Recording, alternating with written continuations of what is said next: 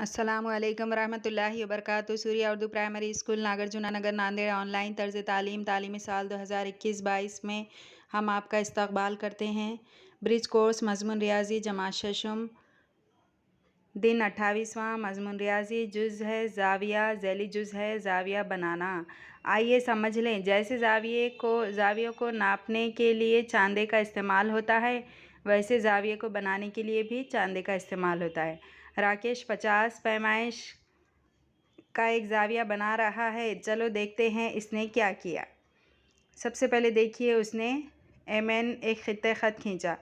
नीचे उसके अमल दिए हुए हैं। क्या क्या उसने किया। नंबर 1, नाप पट्टी के ज़रिए साख MN निकालिए।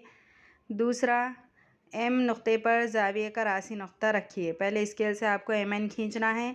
उसके बाद नाप पट्टी की मदद चांदे को आपको नुक्ता M पर रासी नुक्ता रखना है। चांदे के क़ायदे का ख़त साख MN पर रखिए। नुक्ता N जिस सिमत पर है, इस सिमत से सिफर से चांदे पर तरतीबवार बढ़ते हुए निशानात देखिए। 50 तक नाप कर एक नुक्ता दीजिए।